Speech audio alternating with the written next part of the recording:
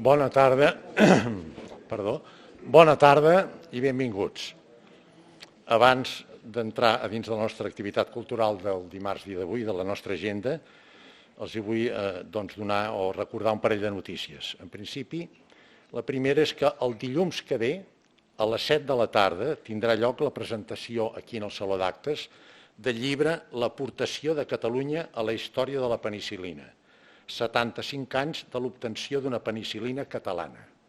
Serà el proper dilluns a les 7 de la tarda aquí en el Saló d'Actes. La presentació correrà a càrrec de Jordi Almirall i Xavier Granero i també intervindrà Alfonso Zarzoso. Per tant, dilluns que ve, repeteixo, a les 7 de la tarda. Un altre aspecte que també els vull comentar és el concert de Nadal. Ja saben que la nostra secció cada any tenim molta il·lusió en organitzar el concert de Nadal. Aquest any hem aconseguit una fita important, que és que el concert de Nadal intervindran conjuntament la nostra orquestra Ars Mèdica i la nostra coral, la coral del Col·legi de Metges i de l'Hospital de Sant Pau. Aquest concert tindrà lloc el dimecres dia 12 de desembre i hem hagut d'escollir un lloc ampli per l'espai, per l'orquestra i la coral que actuaran conjuntament i serà a l'església de l'Hospital de Sant Pau, Església de l'Hospital de Sant Pau, el dimecres dia 12 de desembre a les 8:15. Al carrer Sant Antoni Maria Claret, està allà a l'Hospital de Sant Pau, número 167. Hi haurà una primera part de Nadales que intervindran la coral i l'orquestra i una segona part que intervindran únic i exclusivament la coral. Bé, i fet referent a aquestes notícies, anem a l'activitat cultural d'avui. La presentació del conferenciant d'avui té un especial motiu emotiu per mi, una càrrega emotiva important, és el doctor Lluís Carreras. Ell és el vicepresident de la nostra secció de metges sènior d'aquí del Col·legi de Metges. Treballem molt pròxim i intensament en la planificació dinàmica de totes les activitats de la nostra agenda cultural i ens uneix també una molt bona amistat. Per això té aquest component emocional important per mi. El doctor Lluís Carreras, metge, va fer el doctorat, és doctor en Medicina i Cirurgia per la Universitat de Barcelona, té l'especialitat de nefrologia, ell va estar com metge resident estranger a l'Hospital Édouard Herriot de Lyon i la seva activitat professional ha desenvolupat com a cap clínic de nefrologia en l'Hospital Universitari de Bellvitge. Té 200 publicacions en revistes nacionals i estrangeres i un número elevadíssim també d'unes 200 comunicacions i participacions en congressos nacionals i estrangers. Paral·lelament a la seva activitat professional, és un home d'un gran component humanístic. I dintre de la seva component humanístic, un dels seus llenguatges en què expressa la seva interioritat és la pintura. Pinta molt i molt bé, els dic per experiència, perquè la conec. Avui ens parlarà el doctor Carreras sobre el futur de la bellesa. Doctor Lluís Carreras, ens tens tots a punt i tens tota la paraula, per favor.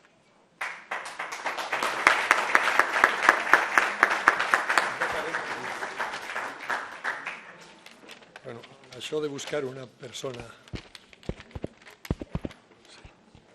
Deia que això de buscar un bon amic per a que et presenti sempre va bé. Sempre diu coses que no són evidentement veritat. A mi m'agradaria poder dir tota la xarra en català, però soc molt dolent. Jo no estic apto para los lenguatges. De modo que vostès no m'entendran molt bé. No m'entendran molt bé i jo parlaré malament.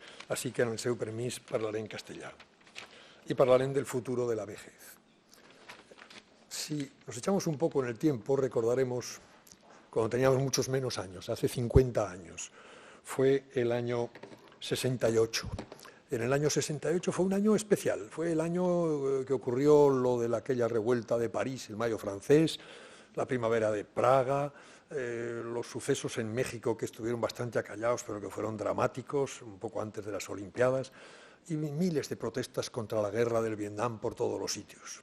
Nosotros desde aquí intentábamos mirar a través de los opacos Pirineos a ver qué pasaba en el resto.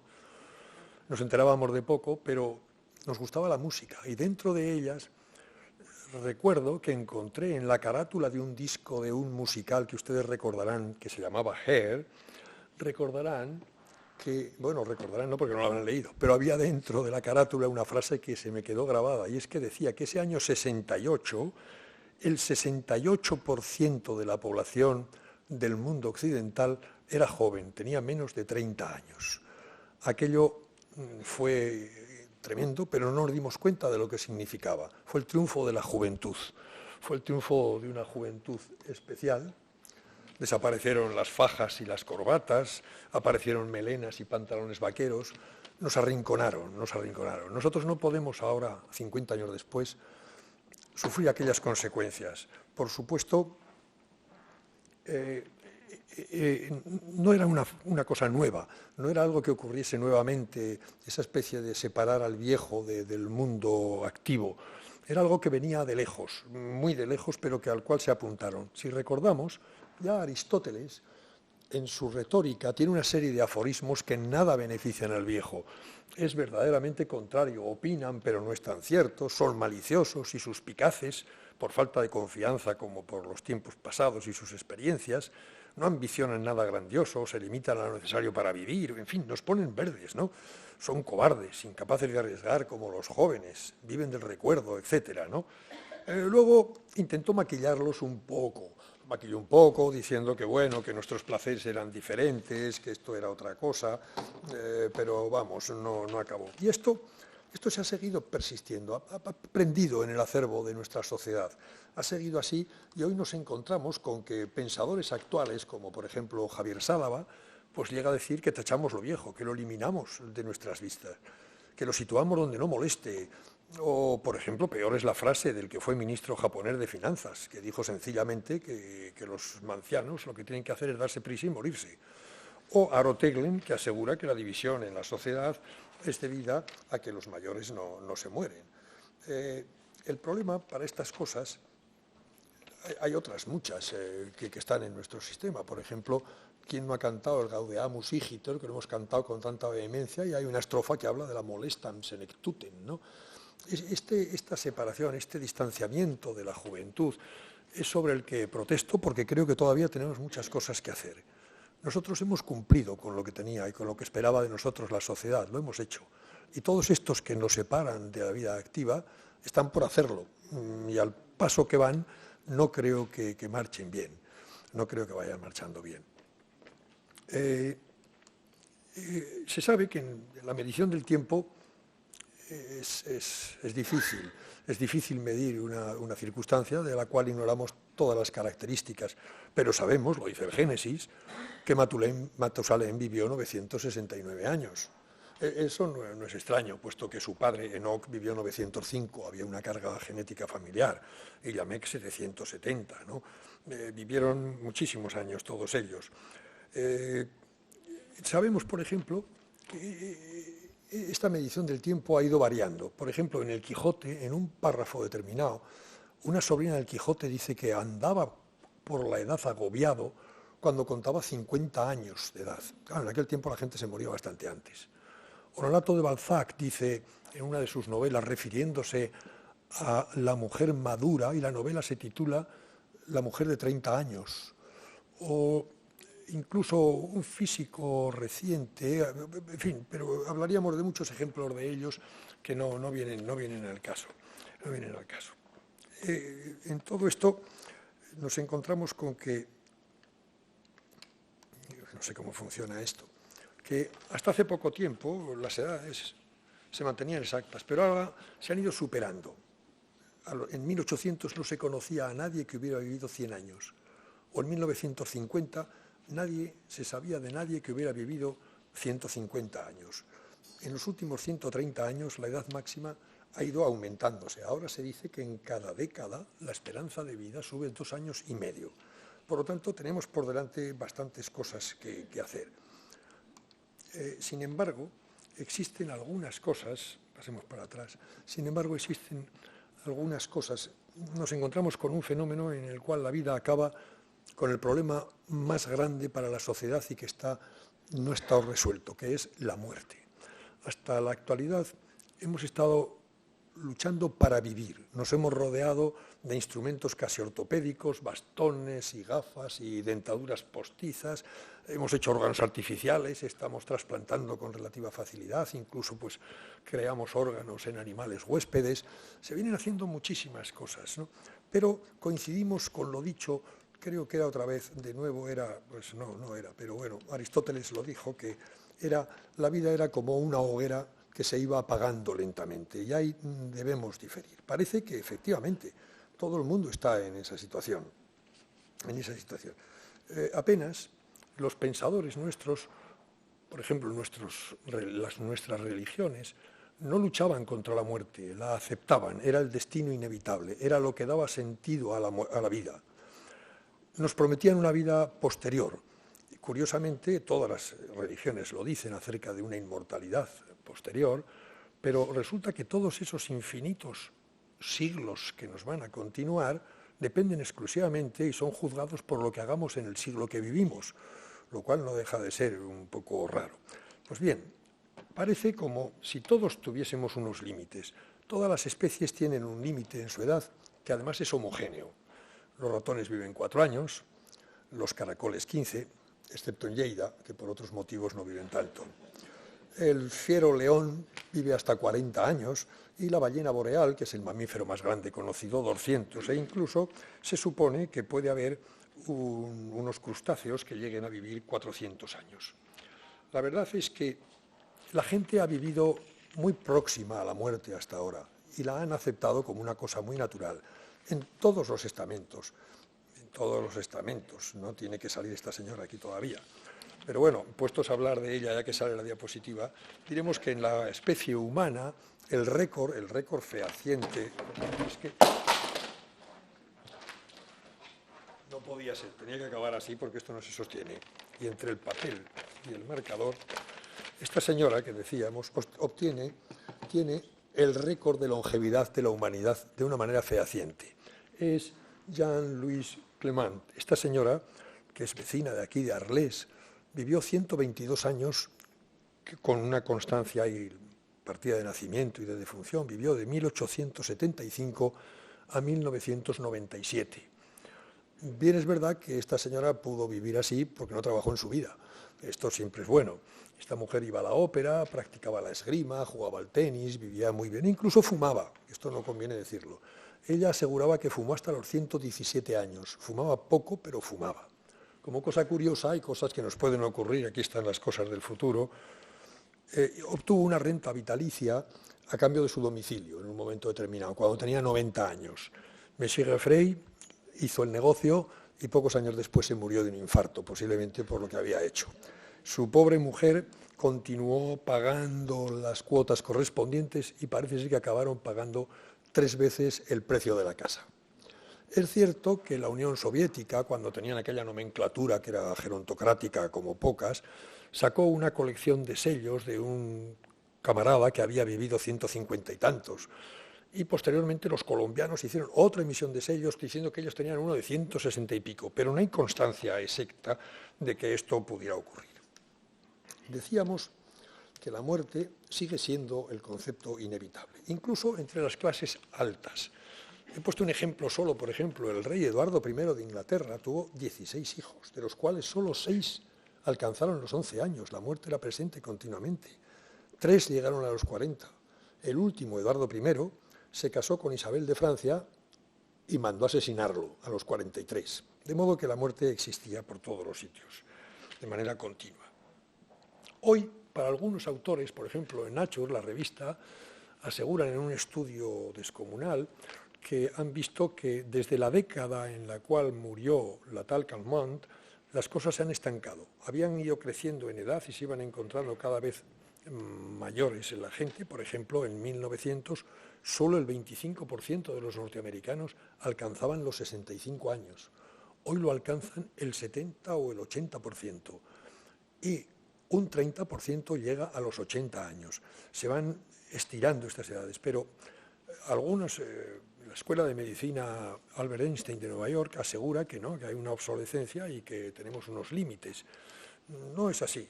Por supuesto, esto que dijo Caballero Bona es verdad. Es verdad. estamos, para muchos, lo que dijo Cicerón, que es el final de la vida, como último representante, y que más allá es mejor acabar con ella que no cederla a otros, ¿no? Bueno, esto es relativo, se puede discutir mucho acerca de ello. Por ejemplo, para luchar contra esta vejez, para aumentar este futuro, estos años, tenemos que saber qué es lo que ocurre. Lo que ocurre fueron un montón de cosas que no hace falta señalarlas porque el público puede huir despavorido. Si nos vamos recordando todas las cosas que nos pasan en general, para no mencionarlas todas, pues todos los tejidos van sufriendo progresivamente los estragos de la edad. Inevitable parece, pero no lo es.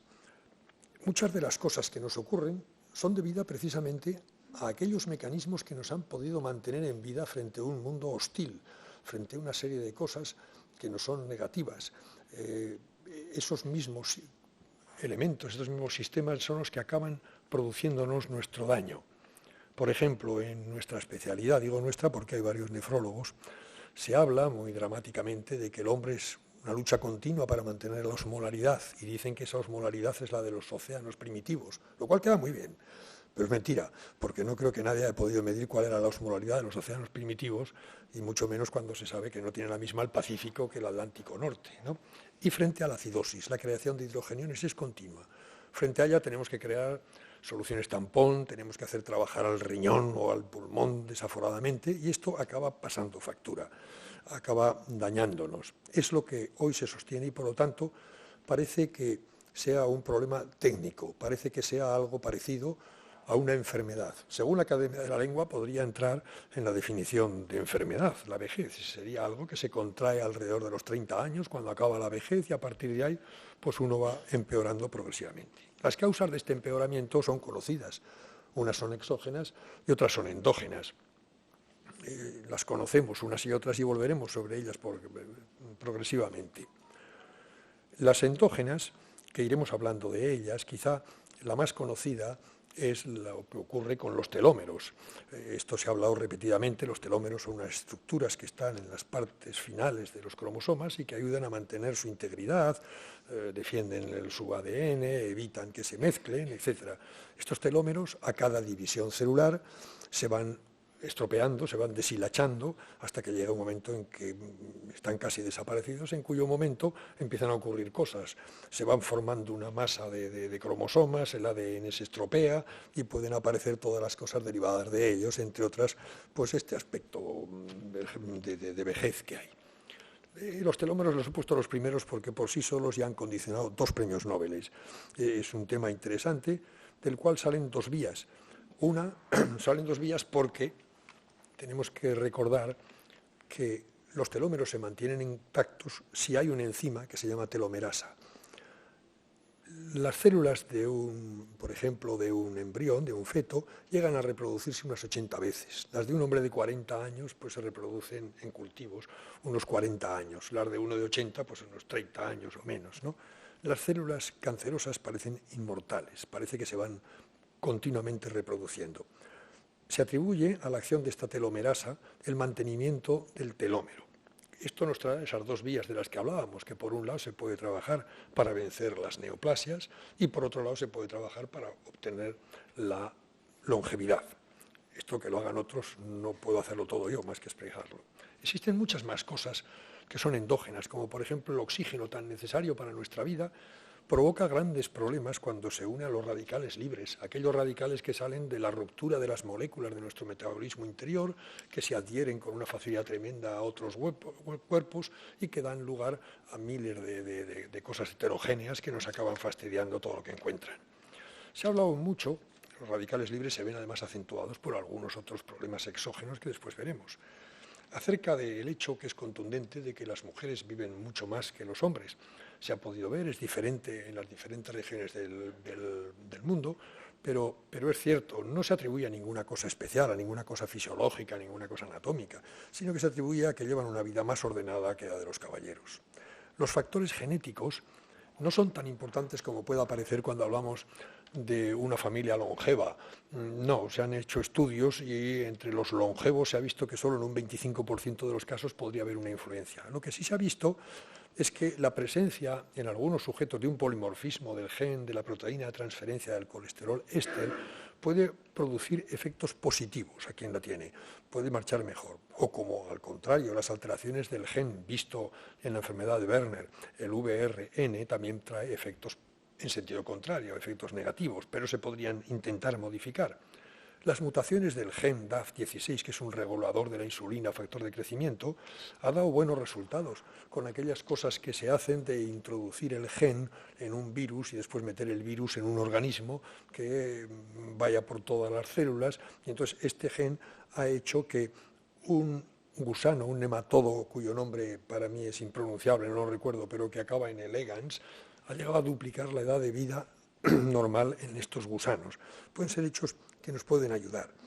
Hay otras cosas como los factores ambientales, que duda cabe que vivir en una atmósfera limpia puede ser infinitamente mejor que vivir con la polución que tenemos aquí cada día, los hábitos indeseables, el tabaco, el alcohol, etcétera, ¿no? Y el estado económico. Esto no lo paga la seguridad social, pero el estado económico es evidente. Los ricos viven mucho más que los pobres. No hace falta mirar lo que ocurre, cuál es la vida media en el Principado de Mónaco, comparándola con un país centroafricano, sino que es curioso, como señalan algunos, ver lo que ocurre en el cementerio de Glasgow. Glasgow es la ciudad con menos esperanza de vida de toda Europa occidental. Las señoras tienen unos 77, 78 años de esperanza de vida y los varones 70, en contra de lo que nos pasa aquí mismo en Cataluña, que son 86 y 80, 81 respectivamente. Incluso va en aumento. Se espera, o casi se teme, que para el año 50 sean 90 y tantos años. No sé qué haremos entonces.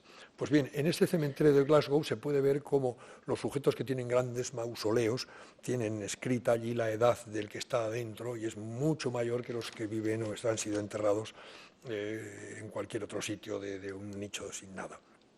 De modo que empezamos a tener ciertas esperanzas en lo que puede resultar derivado del manejo de la telomerasa, por ejemplo, como hemos venido diciendo antes, de esas manipulaciones genéticas que hemos contado, de la práctica de órganos artificiales que nos ayudan a mantenerse bien, sustituciones de huesos, clonaciones humanas, de todas estas cosas. Incluso hay, para esperanza nuestra, dos empresas, una de ellas sustentada por Google, que se llama Calico, dedicada al estudio de la longevidad, así como la otra, Human Longevity, que la lleva Craig Venter, que es uno de los que describieron el genoma humano. Ambos cuentan con suficientes medios para que sus estudios puedan llegar a hacerse algo.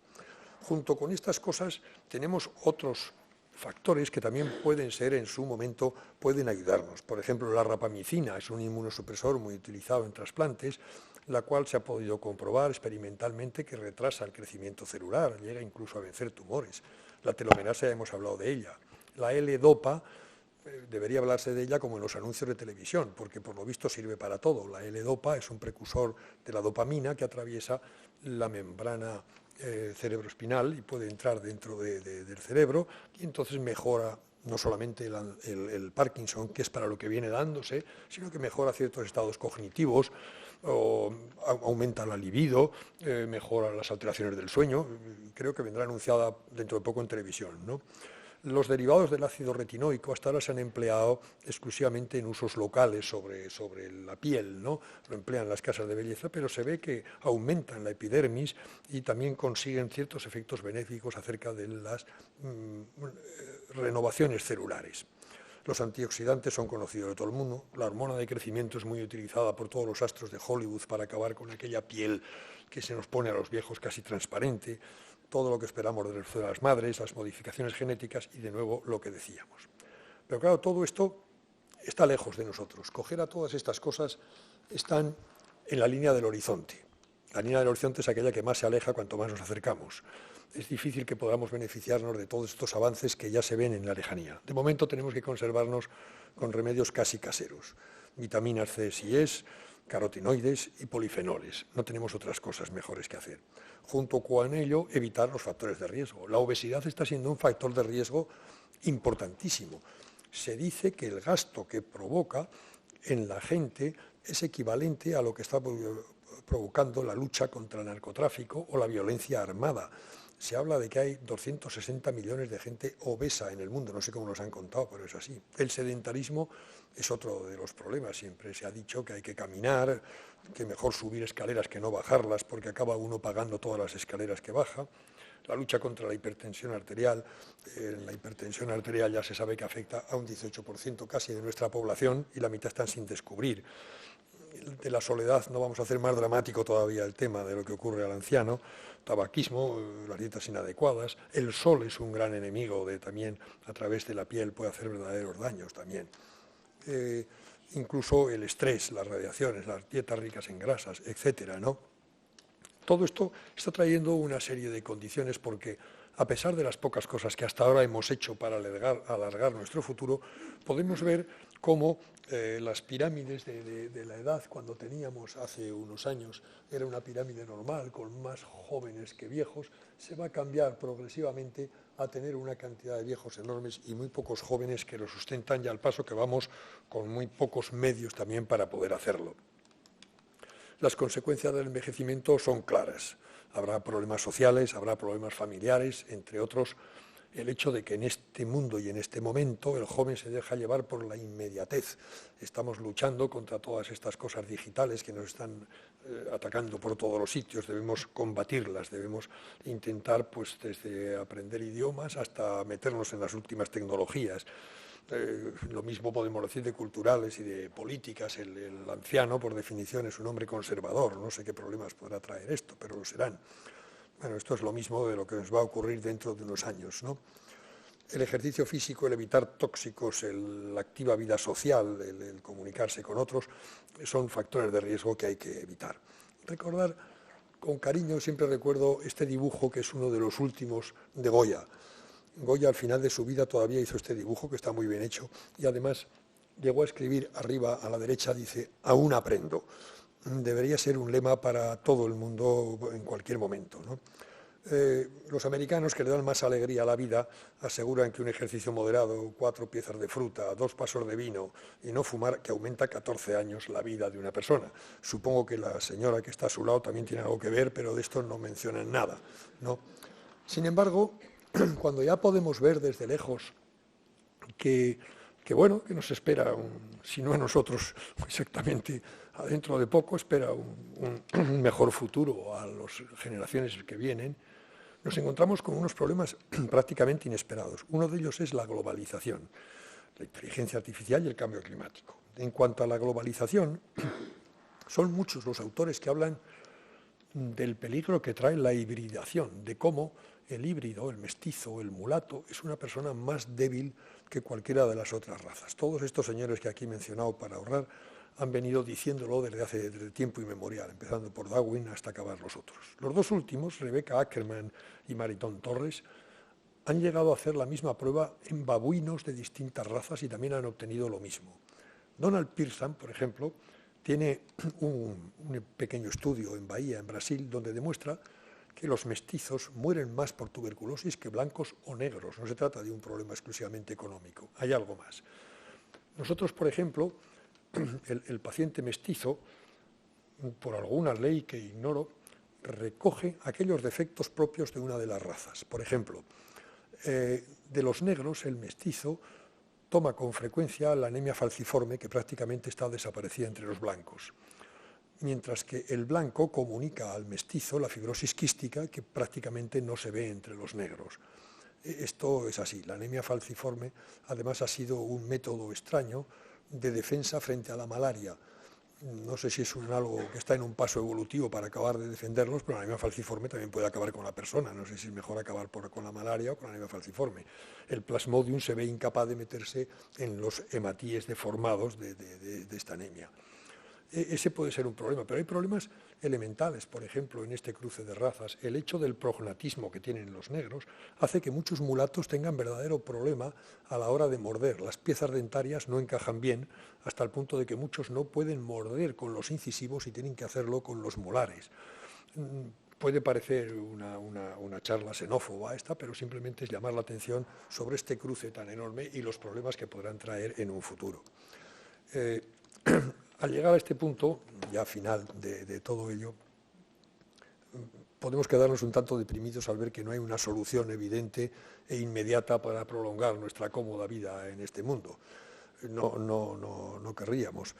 No nos queda más remedio que aceptar lo que decía Dostoyevsky en esta de las diapositivas, de que es una situación insostenible, humillante, y que en un momento determinado el telón tiene que caer. Sin duda ninguna esto es así, pero yo no querría dejar con el mal sabor de boca de retratarnos exactamente como ancianos y que no tenemos solución a ello. Más bien querría que no me hicieran mucho caso. Si se fijan, ha habido muchísima gente que defiende de una manera tremenda el que la vida nuestra debe ser como la de los animales salvajes, vivir al aire libre, hacer ejercicio físico de manera continuada, comer alimentos prácticamente crudos, nada de tóxicos, nada de salsas, nada de nada. El león llega a vivir 40 años y el hombre, metido en unas atmósferas imposibles de soportar, de humo, de tabaco que se puede cortar con el cuchillo, tomando aguardientes, yo no sé si de metílico, incluso viviendo con salsas y con comida de tal, duplica su vida. A lo mejor resulta que el hábitat del hombre es esa taberna inmunda y no lo otro. De una manera o de otra, lo que sí es cierto, y quiero que piensen, es que lo que es cierto es lo que dijo Miguel Miura a la entrada en la Academia de la Lengua, con una frase que no cabe ninguna duda. Y nada más, muchas gracias.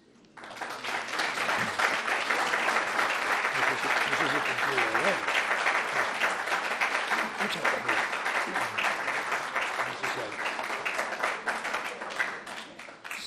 Si alguien quiere hacer alguna pregunta, pocas.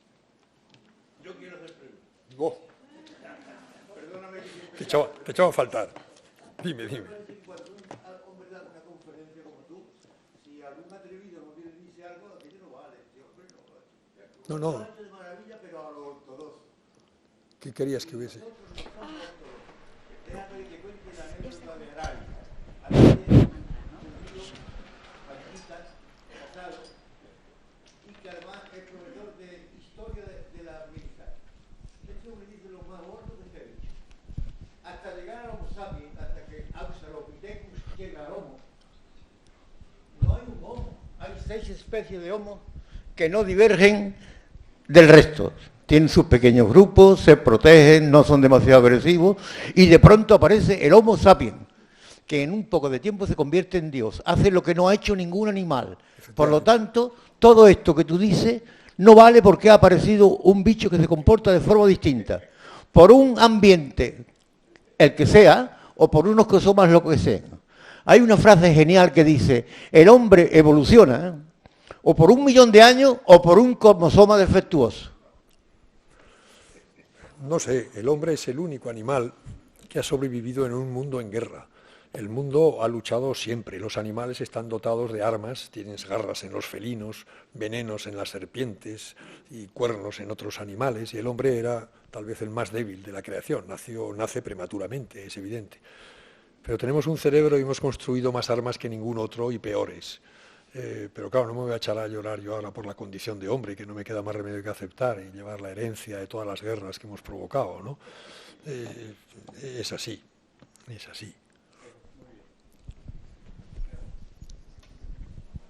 Aquí. Luis, Sí. una pregunta. Tenim un tema, te l'hago en català perquè sé que parles perfectament bé el català. No parlo perfectament. El que passa que tu ets una persona modesta i no vols... Moltes gràcies. Aviam, jo penso que tindrem un problema, la gent gran, per una via doble, perquè cada vegada som més per la qualitat de vida, per la longevitat, per un cantó, i per una altra part hi ha un altre problema que és important, i és que les noves tecnologies i els nous sistemes que hi ha actuals fan que cada vegada hi hagi menys necessitat de mà d'obra, amb la qual la possibilitat de treball cada vegada és més limitada. Si per un cantó la massa de gent gran que no treballa augmenta i per una altra part les possibilitats de treballar de la gent jove degut a les noves tecnologies, que tot es fa ara amb ordinadors i disminueixen les necessitats, això com se pot solucionar o com ho veus? La veritat és que m'he deixat de parlar abans, quan parlaven de la globalització, ens hem quedat parlant de la creu de razas. Però volia parlar també de la intel·ligència artificial. La intel·ligència artificial és un problema perquè això de manejar 400.000 datos en mil·lèsimes de segon pot ser un verdadero problema, és excessiu. Tornaré una altra vegada al castellà porque si no, no me entenderán. La inteligencia artificial puede derivar en lo que tú decías, en el gran problema de quitarnos puestos de trabajo, de buscar a la gente de otra manera, pero también podría quedarse convertida en nuestro esclavo y entonces permitir a la humanidad estar en su situación natural, el ocio. El ocio, está todo el mundo asegurándolo, ha sido lo que ha hecho mover a la sociedad. No hace falta recordar más que aquellos griegos y romanos que vivían tranquilamente mientras la gente trabajaba. Gracias a ellos se avanzó. Todos los demás han sido siempre ricos. Darwin tenía a su padre que le regaló una goleta para que vaya por ahí a descubrir el mundo, ¿no? O ha habido de todo, en fin. Es evidente que lo que tenemos que buscar es eso, que sean nuestros verdaderos esclavos. De momento entraríamos en otras consideraciones que no vienen al caso acerca de que es necesario robotizar la sociedad porque si no va a haber un desfase entre las empresas que están robotizadas y las que no. Todo saldrá más barato. Ese robot se habla de que va a tener que pagar impuestos como cualquier ciudadano. En fin, buscarán alguna solución. Yo subí aquí de casualidad, no lo voy a arreglar en un momento. Asimismo, el cambio climático es otro de los que están trayendo problemas muy gordos. El cambio climático traerá un descenso en los cultivos, con lo cual las migraciones van a ser mucho mayores, la gente va a salir, va a haber verdaderas hambrunas, incluso la polución aumentará al ver cómo estos grandes incendios destruyen los sumideros por donde se nos iba el anhídrido carbónico reinante, ¿no? Es otro de los problemas que harán que esta sociedad, que estos futuros ancianos, lo pasen francamente mal, si no lo arreglamos a tiempo, cosa que dudo. Luis. Sí. Muy buena, gracias por la conferencia que nos has hecho, pero me gustaría comentarte una cosa. El ser humano, como tú has dicho, tiene cada vez más longevidad. Actualmente es 85, 87 años de vida media, por ejemplo, en Cataluña. ¿Qué nos diferencia de los animales? Precisamente porque tenemos la mente, nuestra capacidad intelectiva. Yo pienso que, evidentemente, genéticamente estamos marcados, como tú dices, hacia una involución senil que nos va deteriorando, que esto es inamovible. La podemos pues acelerar o frenar, pero está marcada y así será. No podemos hasta que llega un deterioro que lo hace incompatible con la vida. Pero lo que sí es evidente es que esta mente es importantísima. Hasta el punto que hoy día cada vez se dice más que nuestra longevidad depende muchísimo de nuestra mente. Tú lo has dicho, en un entorno agresivo, el ser humano, porque tiene mente, tiene capacidad intelectiva, vive más que otros que viven en otro sitio. Tenemos ejemplos prácticos, la isla de Okinawa, que me gusta mucho el ejemplo. En Japón, hay mucha gente longeva, de 100 y más sobrepasan los años. Los estudios antropológicos de allí demuestran que el entorno es propicio, la alimentación es buena, pero hablas con ellos y ¿por qué viven? Contestan con el Ikigai. Ikigai. ¿Qué es Ikigai? Ikigai es levantarse cada día con la ilusión de vivir, de tener un proyecto vital, tener una vida constructiva y positiva. Yo creo que mucha evolución rápida de la senectud depende del enfoque mental que pongamos. Es decir, una vida activa, positiva, creativa, frena mucho. Evidentemente no lo para, porque esto es inamovible, es genético, pero permite alargar de manera muy demostrativa la longevidad de la persona. O sea que la mente para mí es tan importante o más que todos los demás factores. Sí, estoy de acuerdo. A la vez la mente es la que nos lleva a ciertas confusiones. Por ejemplo, todos los animales son inmortales porque desconocen que van a morir. El ser inmortal es el verdadero problema, que es lo que piensa el hombre y es de lo que se angustia. Esto es lo que nos lleva a estas disquisiciones que estamos teniendo. Por otro lado, en el estudio muchas veces surgen temas que he procurado obviar porque pueden ser aburridos. Muchos estudios se basan en hechos meramente estadísticos y entonces las estadísticas llegan a cosas ridículas. Contaría, por ejemplo, que los noruegos llegaron a hacer un estudio, yo no sé cómo se les ocurrió, dice muy poco a su favor, de revisar las causas de muerte en los 200 años que van de finales del siglo X y de 1600 y pico a 1800 y pico. Y entonces comprobaron que los que habían nacido en los últimos 5 años de cada ciclo solar, que dura 11 años y que aparecen unas manchas y unas tempestades, habían vivido un promedio de 5 años menos que el resto. Y lo atribuían a que durante ese tiempo había habido más radiación ultravioleta que había influido sobre su ADN. Yo pienso que los otros debían ir por la sombra, porque si no, no me lo explico cómo semejante idiotez ha llegado a publicarse y sin embargo se ha publicado. Ha habido muchas cosas de estas. Por ejemplo, en la isla de Okinawa viven muchos. Se supone que hay factores genéticos y ambientales que la han podido influir en ello. Es posible, pero por ejemplo... La vida media en Okinawa y en Barcelona es muy parecida. Posiblemente. Sí, hay cosas imposibles. También se sabe... Hombre, yo creo que Alguien, toma. estamos en un ambiente médico y yo creo que la medicina tiene algo que ver. Por ejemplo, los que tenemos ya años, a pesar de ser jóvenes, pues resulta que veíamos que llegaban los veranos y los niños morían deshidratados así.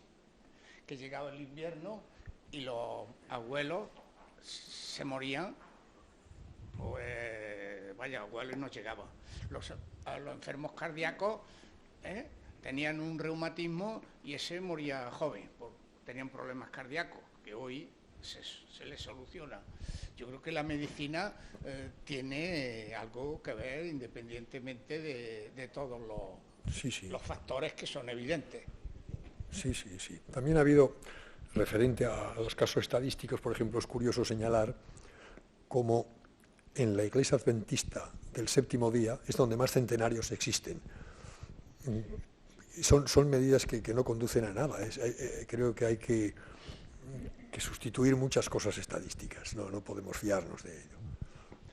¿Alguien más quiere hacer algún comentario? Yo creo que la transversalidad, tal como estás describiendo la cosa, que me parece muy hermosa y que es ortodoxa, pero hay 1 millón de factores que no intervenían. Es que de pronto aparece un ordenador y te dan los 2 Big Data, y a los 3 horas de haberse aparecido la epidemia de gripe, tú lo sabes, y antes tardaba 5 meses. Pero te das cuenta de lo que es eso. Sí. Aunque a la vacuna no sirva para nada. Sí. Pero sin embargo, el mero hecho de tengo más cuidado, me limpio los mocos, me pongo la vacuna, sirve. Es decir, el concepto de transversalidad. Yo voy a irme con una señora más guapa que mi mujer, pero que sepa que cuando se entere tu mujer te va a dar de guantazo. Vale más que no lo hagas. Muy bien. Creo que no hay nada más. Recorda que demà també farem una sessió amb la música a la que...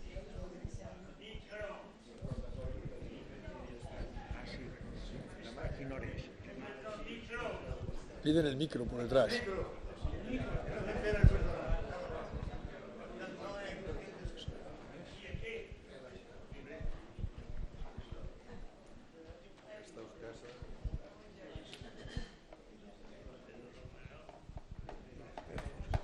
No, quería referir que, según tengo entendido, el primer año después de la jubilación, en ese año muere más gente en contingente de año que en otros años siguientes. O sea que ahí hay una crisis que la jubilación, pues el jubileo, pues muere más gente estadísticamente. Y otra cosa es que hemos conseguido dar más años a la vida, pero el hombre no vive mucho más. O sea, por ejemplo, hace unos años un hombre de 40 años era un anciano. Y sin embargo, por ejemplo, ahora hay mucha gente de 100 años. Parece ser que en Barcelona hay más de 100 personas. Sin embargo, no hemos conseguido aún que viva 120 años. O sea, y lo que dice, muchas veces se dice que también que hemos triunfado mucho, decía Alexis Carrel, en enfermedades infecciosas, pero en enfermedades degenerativas tenemos unas interrogantes que, aunque hemos mejorado mucho, se hace a través de unas pruebas que no vamos poco a poco, pero que no hemos llegado a un conocimiento que el desarrollo humano haya podido ser correspondido como un éxito total. O sea que hay mucha gente que sigue muriendo, por ejemplo, de cáncer, y hay mucha gente que, por ejemplo, el problema de las cuestiones psicológicas y psiquiátricas, pues están muy activas aún. O sea que no hemos conseguido una situación, francamente, de éxito. O sea, van los que van y los que no llegan, pues no esto. Pero es eso, más de 100 años hay mucha gente que vive. Pero no hemos conseguido que la persona viva 120 años o 110. O sea, esto es lo que yo le puedo referir, no sé. Efectivamente, incluso se dice que desde la década de 1990 no ha habido ningún incremento, ningún nuevo récord que haya superado a esta señora que antes hemos sacado, la de Arlés. está parado, pero también hay teorías que dicen que se vencerá, y desde luego hay muchas cosas que hemos querido señalar en el horizonte, pero todas lejanas.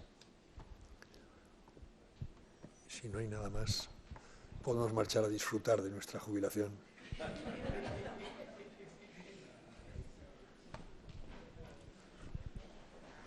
Muchas gracias.